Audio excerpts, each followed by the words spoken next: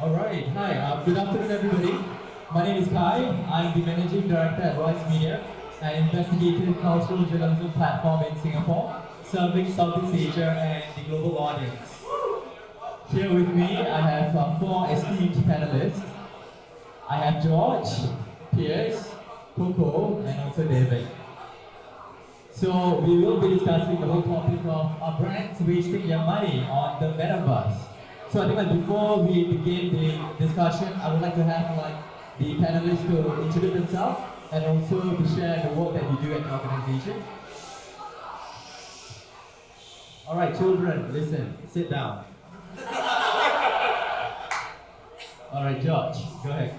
Hi guys, my name is George. I am the head of Singapore and Malaysia for the Sandbox, probably the most prominent decentralized virtual world out there.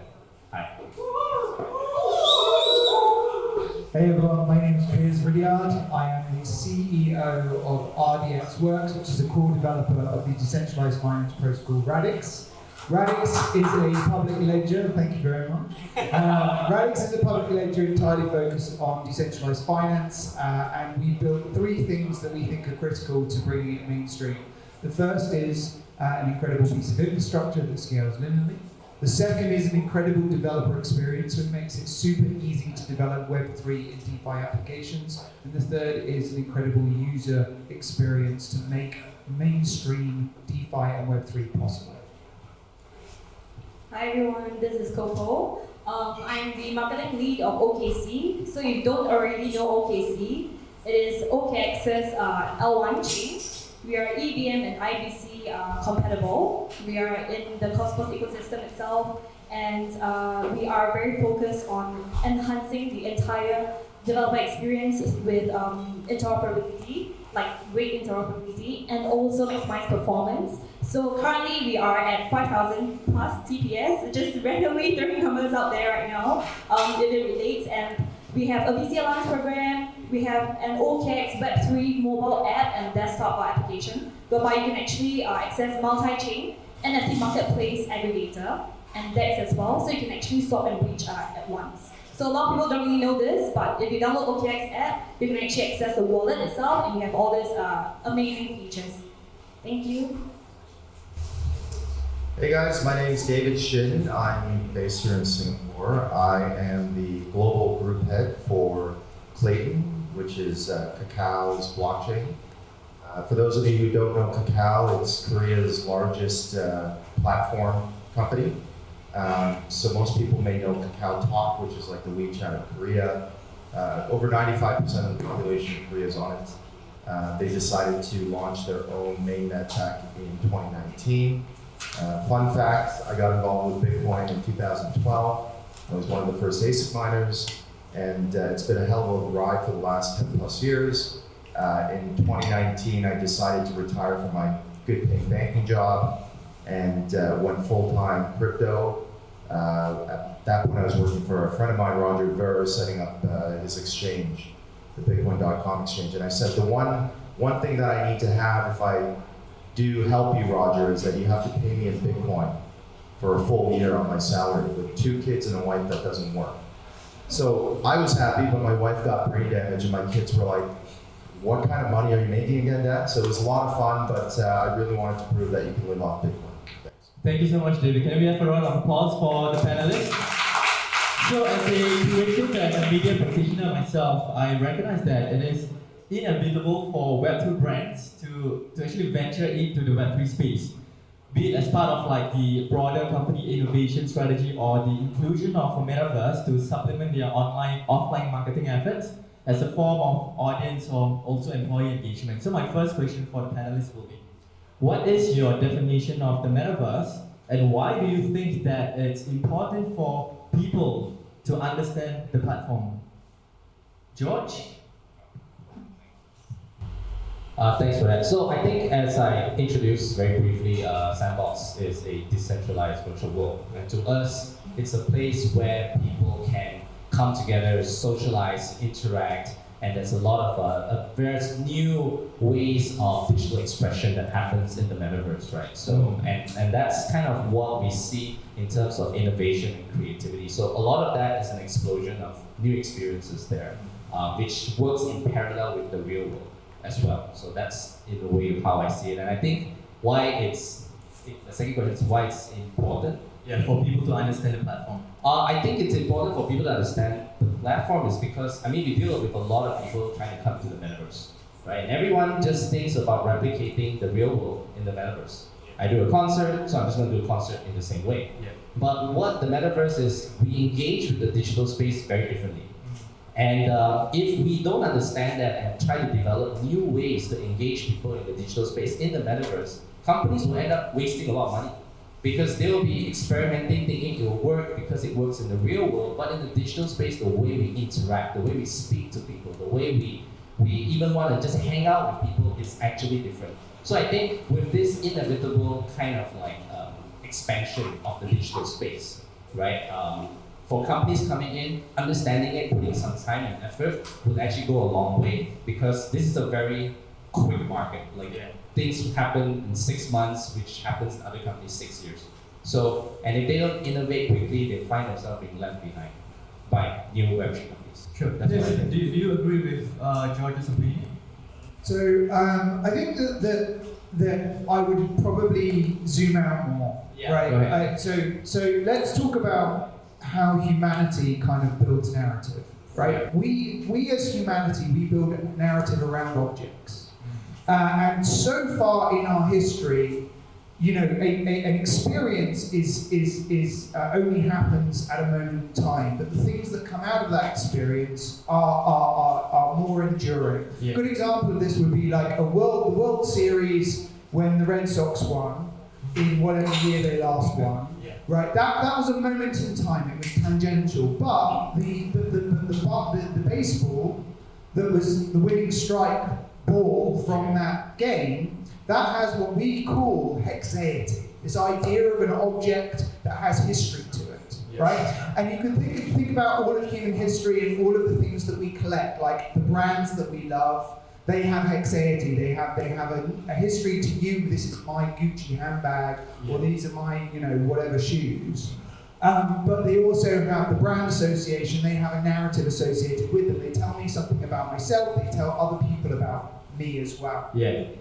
It's only been with the creation of blockchain technology and with the ability to own digital objects can you create objects that endure beyond the experience, right? And so the metaverse is everything that is digital that now endures beyond just the experience that you obtain the digital object. You now can separate out experiences like going to a digital concert from the ticket that you got from that concert, or the fact that you can prove that you were there.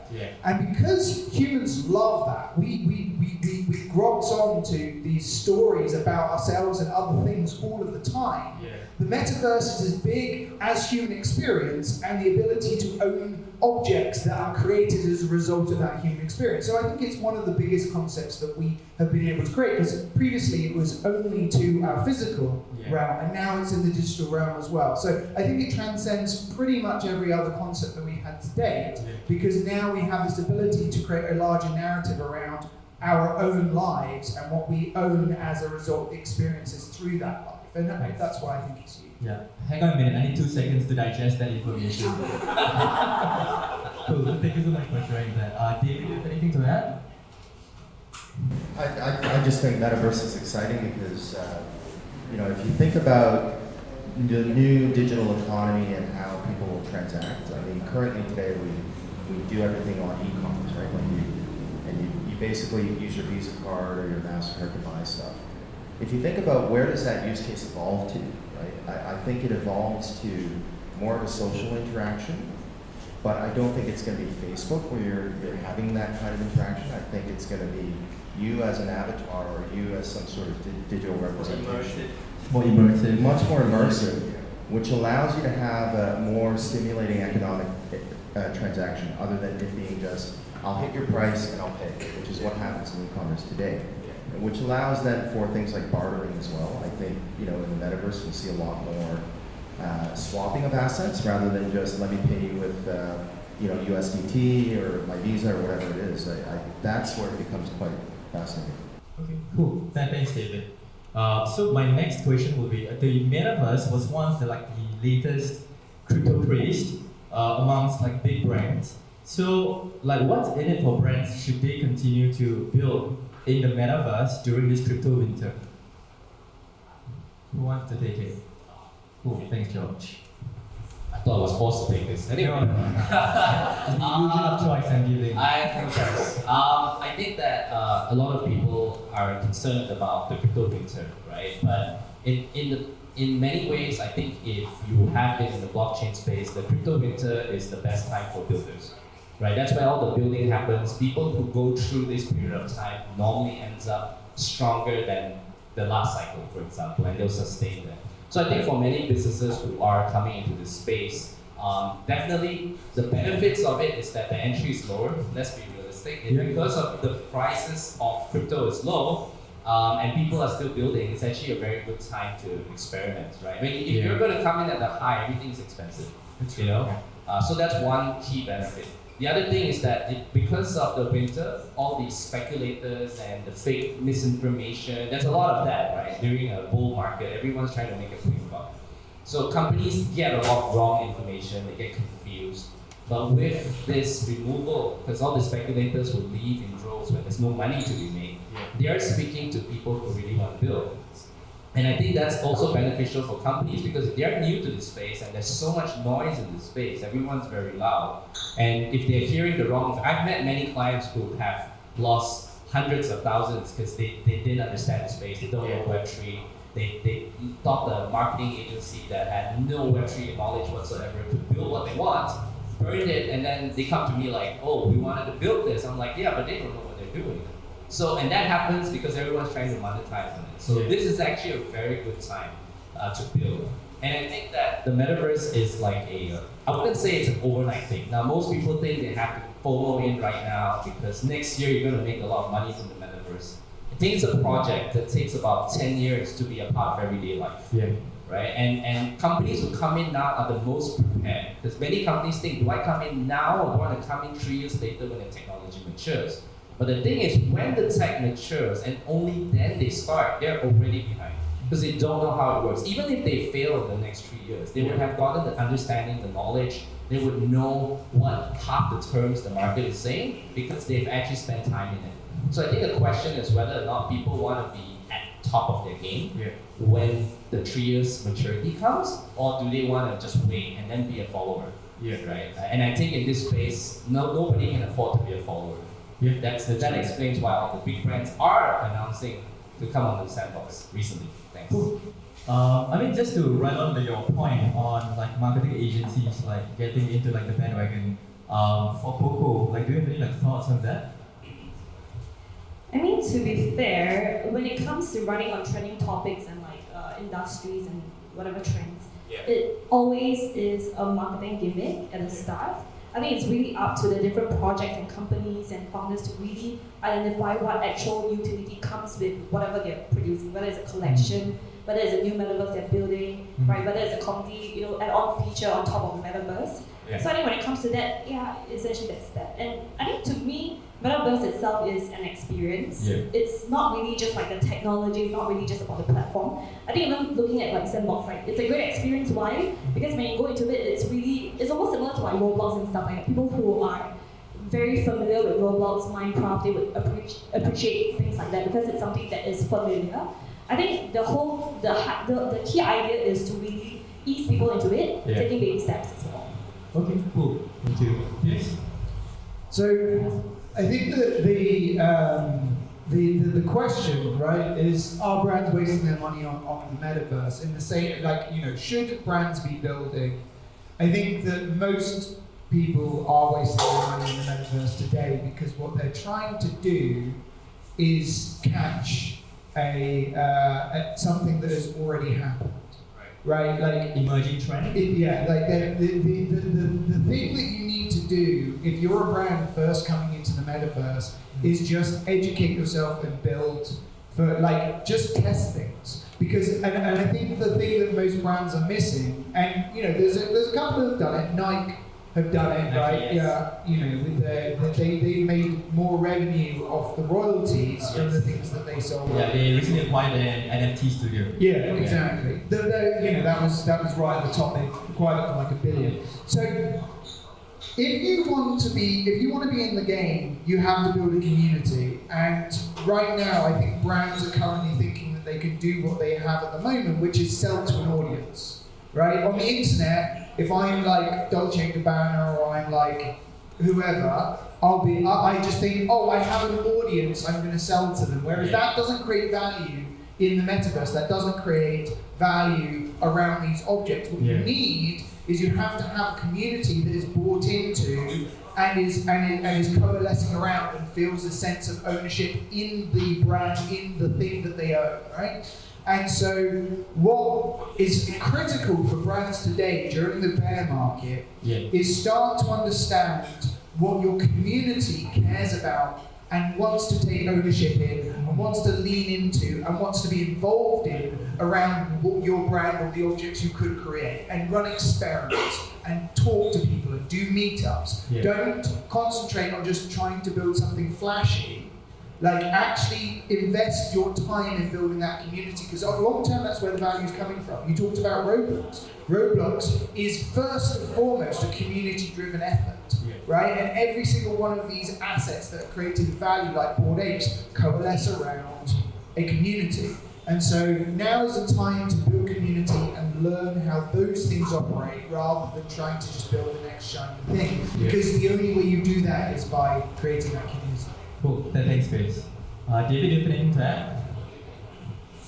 Well, I can't remember the question, but I think I remember something about winter. What's in it but for brands should they continue to build in the metaverse? Yeah. I think I really see a lot of Web 2 coming to Web 3 these days during the winter, which is fascinating. Oh, interesting, yeah. And I think it's because, when I think about why, I think it's because in the first time in the 10 years I've been in crypto, I'm really seeing, I'm kind of not wanting to call it a winter, I'm really seeing an inflection point in the market. That's good, yeah. And the inflection point is really where we're starting to see a transition from speculative value on chain to more utility value on chain. And that's being led by NFT as an asset. And then that becomes fascinating because, from a regulation perspective, with the regulators I've spoken to, they don't consider NFT as a financial product. And so they're staying away from regulating it for now, which means that, they're kind of defaulting it into more of a consumer product. And if that becomes more of the case, then what you're going to see is more Web 2 companies getting a higher degree of interest in the data. And so data, in my mind, over the next year plus, is going to be the new asset on chain. And that data will lead to things like social graphing, which will create opportunities for Web 2 companies to monetize on chain. Wow, that's very good insight. Thank you so much, David. So I think I just want to pedal back to Pierce's point on luxury brands. I mean, as a consumer, why should I buy a Rolex watch in the metaverse if I can do so in the real world? I mean, if I were to go to my audience, who actually owns a Rolex watch here? Nobody's telling you. No? Oh, damn it. Yeah, so how do you think metaverse developers and brands should address this sentiment? I would rather just get something that's tangible. I mean, it's gonna cost me 20K. I would want to wear it and not purchase it virtually. So how will you address it to a skeptic like me? Well, I guess the question is, why did you guys buy Basies, right? It's the same thing. It's a social status. Yeah. And if you look at Roblox and all the metaverse games as well that already exist, why are people spending so much money, right? I mean, when you look at the active users, Roblox is at 200 M, and that's 4 times Reddit's monthly active users. That's crazy, right? Why are people so invested in online world, right? Going back again, metaverse is an experience. For example, personally, when I was growing up, I'm born in early 90s, so I used to play RuneScape. Early 90s. 93. Oh, okay. I don't want to know, but okay.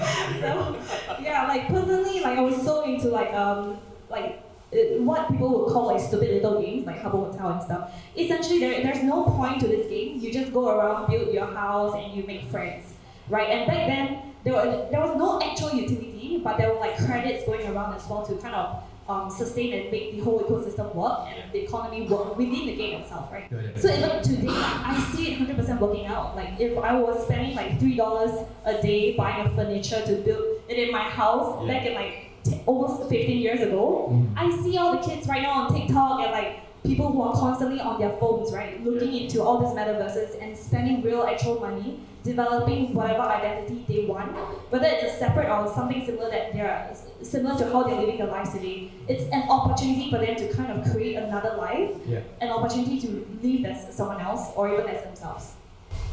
Oh, you done? Yeah. Wow. No, I mean like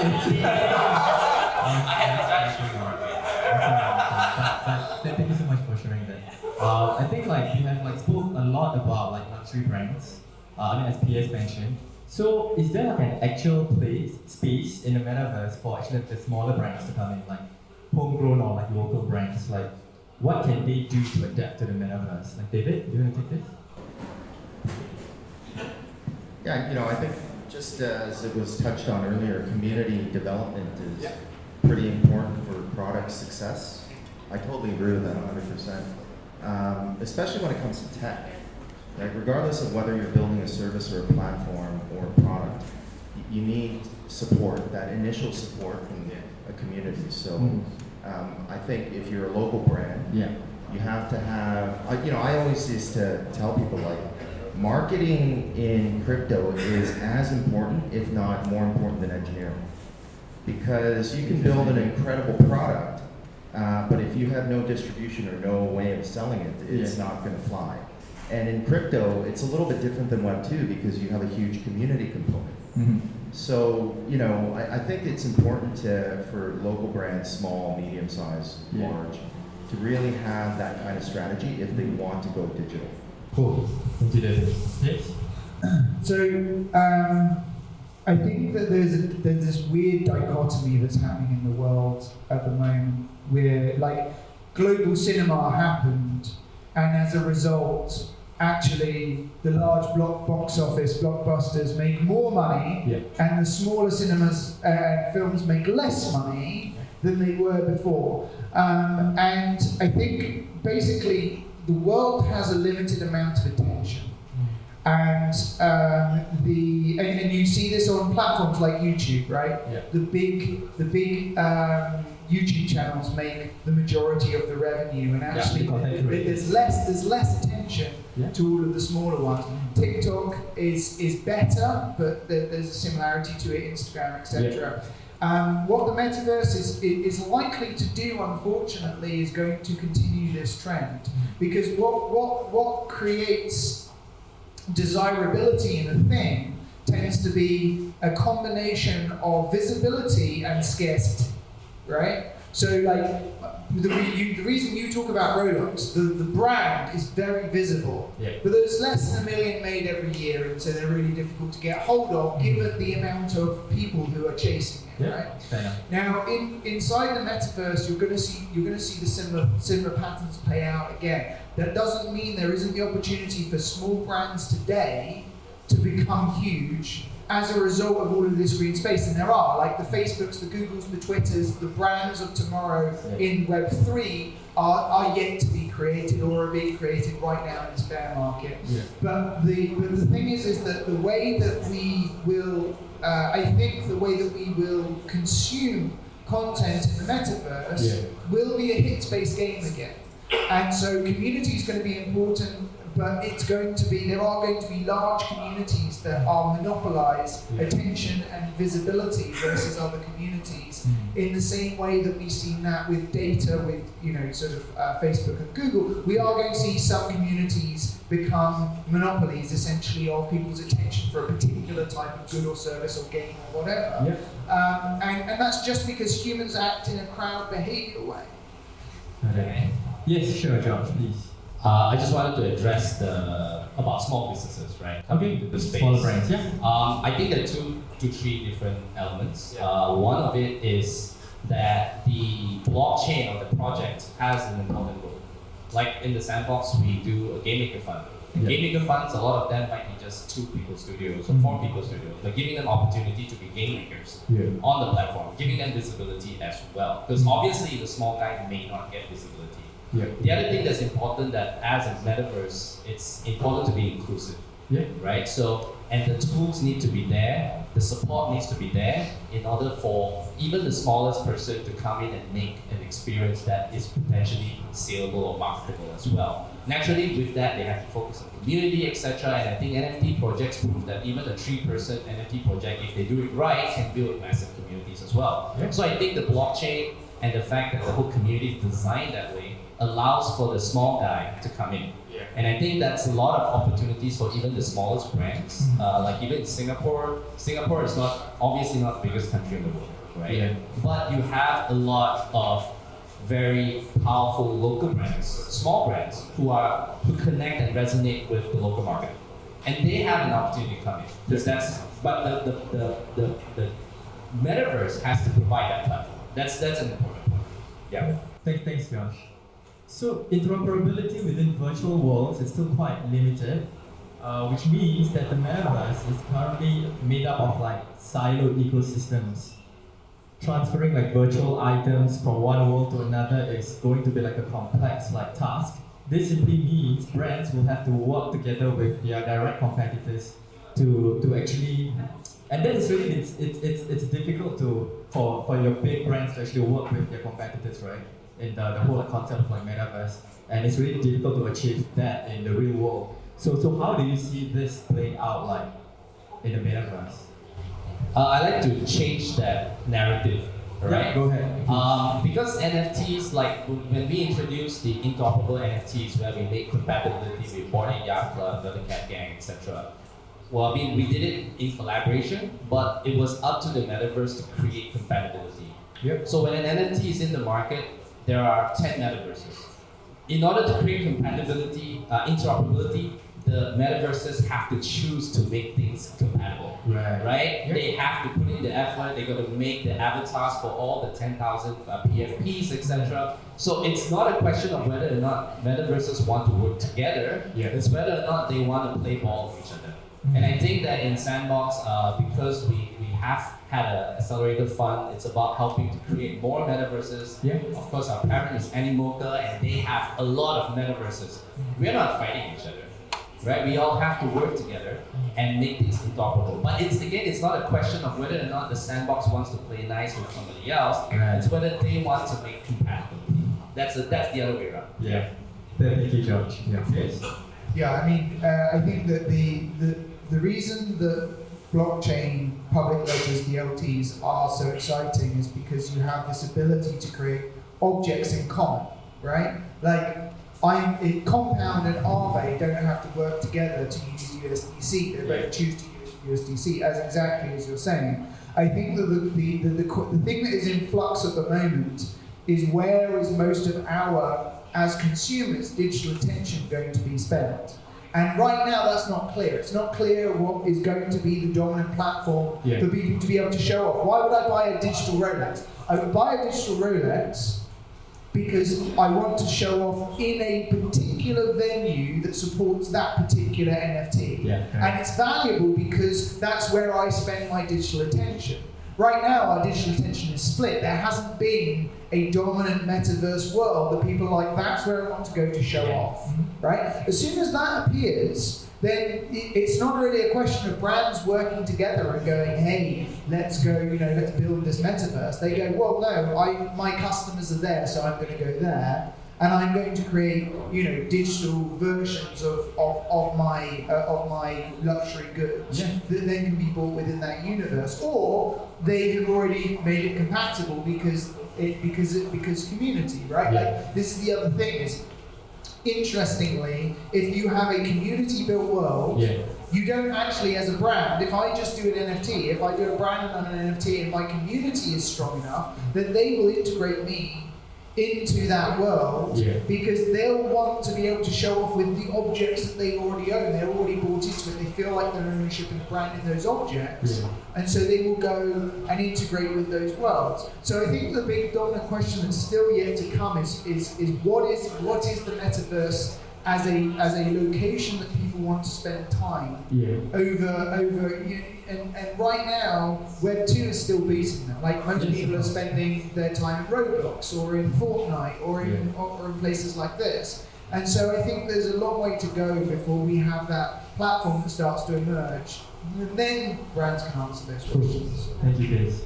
Coco? I'm just gonna add a little bit. Go ahead. For metaverses, we'll leave it for the platforms and whoever to find it out. Okay, sure. But as a chain, I think what we're going to do is to really focus on making that easy for developers and platform like metaverse builders to really take that to the next stage, right? So for example, OKC, we are EVM and IBC interoperable, and we are integrating with WASM soon, and we are trying to make it as easy as it is for a developer to build things across all these things, right? So, and for example, like Asset Mental, they are involved in interchain NFTs. I think there are efforts to kind of make that happen soon. It just takes time. Yeah. And when the smaller players or like people who haven't been able to find out what their strength is, when it dies out, people realize that they have to collaborate. So even in the real world, I actually disagree with what you said. That so I think That's that. not my opinion. Oh, right. So basically, I think that we already see collaboration happening in the real world. And for example, like let's look at the luxury fashion industry, right? So there is Fendi and Versace. They just released a collection together a few months ago, right? That happened. Adidas and Gucci, that happened as well. Yeah. And I feel like if you look at the entire landscape in general across different industries, well, except for the very conventional and traditional industries, people are collaborating. There is more community building efforts. I think people are starting to realize that trying to monopolize things is not the way to go. And I think for us, even for the chain, what you're trying to do is to really introduce and make sure that projects work together. For example, when projects deploy on OKC, we make introductions. We have a VC Alliance program to open up the project's database and information to different VCs. I mean, OKX have our own venture arm, which is Block Dream Ventures, but we don't just recommend it internally. We really want to do this kind of really sharing. And I think that is the goal of blockchain itself as well. Thank you, Coco. Okay, so I'm quite mindful of the time. We only have 20 more minutes. So we do have all the questions I need to ask has already been asked. So I prepared my own questions for the individual panelists. So bear with me. The first one is actually for George, for Sandbox. In a recent Blockhead article, you mentioned that Sandbox is looking to partner with major Singapore brands, including telco companies, for instance Starhub, Singtel, and the usual suspects like airlines and also banks, essentially targeting traditional brands. So how would you actually approach these conventional organizations, and what's the strategy of getting their buy-in to this metaverse? I think for me, right now, because the conversation on metaverses has been quite advanced, in many cases, brands are either at the stage of, I'm curious, I want to know more. Good thing about Singapore is that the conversation here is always very positive. If I speak to a company here, they'll be like, what can we do, right? And how do we engage in the metaverse? Some other countries are still in that situation whereby I don't know if this is legal or I don't understand it. So I think in Singapore, it's a little bit easier. And there is a lot of support from when a big local brand comes in. Recently, DBS came onto the Sandbox, there was a big announcement, and suddenly they don't want me to talk to DBS. So it's there was a lot of brands that were knocking on our door saying that they want to do something because they realized that a strong household brand is like DBS is investing in the metaverse. So people want to know more. So for us, we do make sure that we speak to them, give them the right information, and ultimately when people understand, so it's very educational, right? You have to go step by step, and once they really understand, they know what they want, they're willing to try to experiment in the sandbox. That's when the magic happens, right? So it's still progress. There's still a lot of education to be done. There's still a lot of misinformation, but the good thing is it's very positive now. Despite I don't think any of these Web2 companies care about the crypto winter, so to speak. Right? You know, some of them do, but that's because those are the ones who just want to make a quick buck. Builders don't ask this question. Right. Okay. Radix.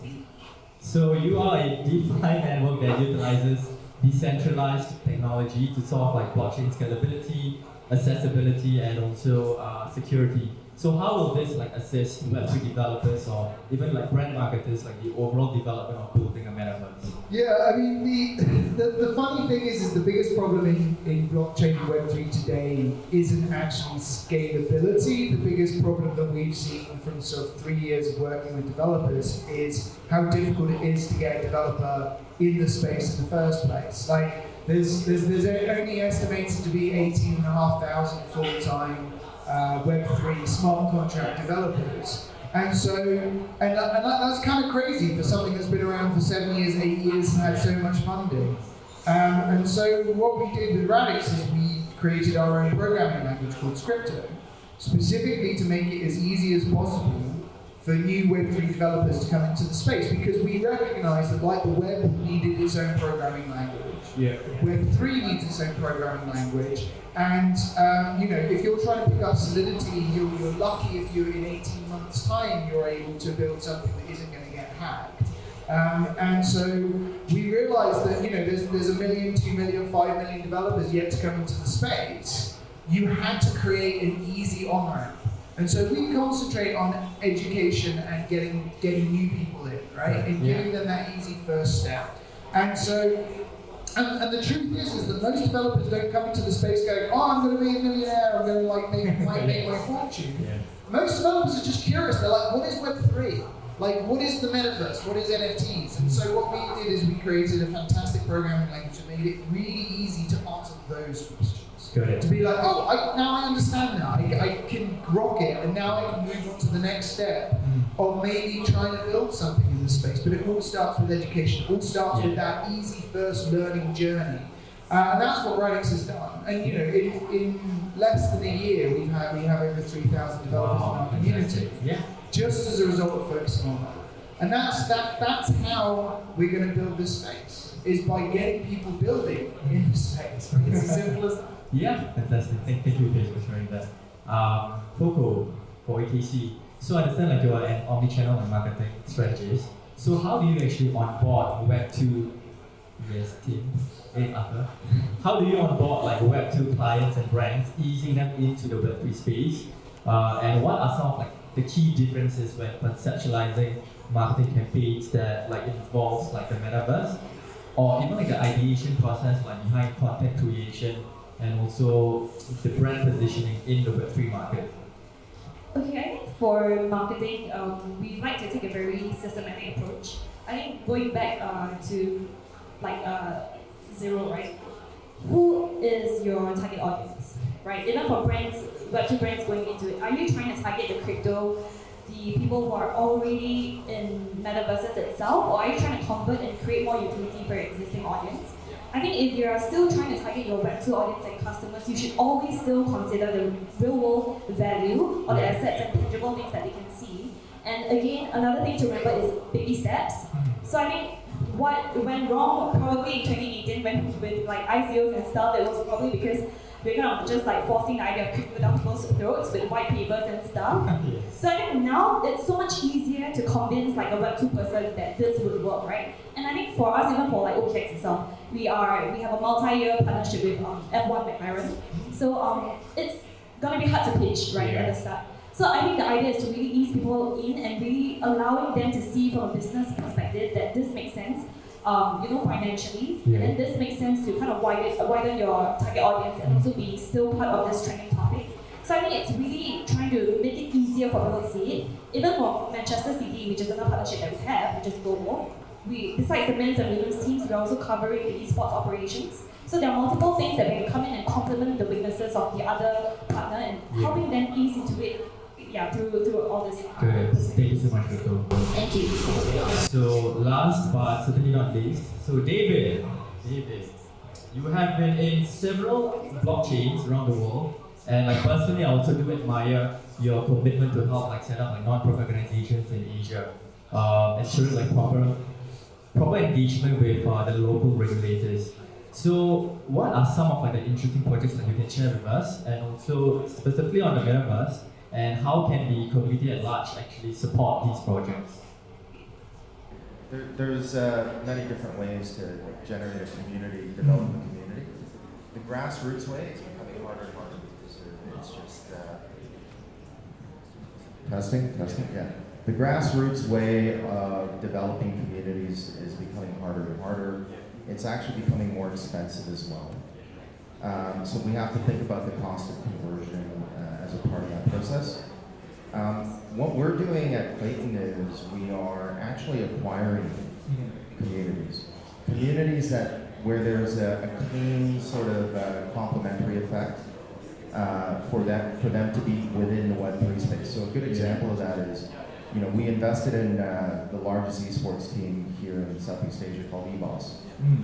We also then invested in the largest esports team in Latin America called Loud. They're all developing Web3 communities, whether it's for guild purposes or for other fan-related events. And so we feel like that's a way of also generating community interest, is by bridging Web3 into communities where there is that complementary effect. But it takes a lot of work to do the grassroots development of community. I personally like it. I have experience in doing that. But I do think that people today and how they view acquisition or integrating into different platforms, their tolerance is probably a little bit less than what it used to be. Because there's so many things being thrown at them that they have a lot of choice. And so you have to think about these things when you're kind of trying to envision how you create community. Interesting. Thank you, Dave. So I only have like one question. To sum up our discussion. If you can probably sum up in like one sentence, like what are your predictions for the Metaverse? Just one sentence, not two.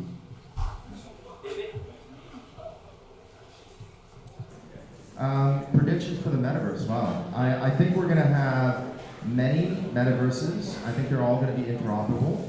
And I think that we're going to have a new layer 3, which is a data layer that will contribute to the interoperability of assets from one virtual environment to the other. Okay, for me, I think it will include mixed reality. I think for actual real value-adding features, I think that's another thing. I think my prediction is a revenue prediction or a GDP prediction. So if you think of the global GDP as it is today, I think the Metaverse will be within 20% of global GDP within our lifetimes. I just think it's going to be. It makes so much sense that we spend so much of our time in the digital world, that digital goods and services are going to make up a reasonable proportion of global mix of GDP. For me, my prediction is it'll take 5, maybe 10 years for the Metaverse to become like secondary. Like it's like you don't even think about it. It's just there. And I think that's a real prediction. Thank you. Thank you, George. Okay, so it's time for Q&A. If the audience have like anything to ask to the panelists. No? 5 seconds? 5,000? 4,000? Okay, I think I'm going to change this a little bit. I'm going to go to the audience and then have a member of our audience to probably introduce themselves. We want to get to know each other within like the community. I think it would be great to actually have like a member of our audience to share the objective of like you attending this event.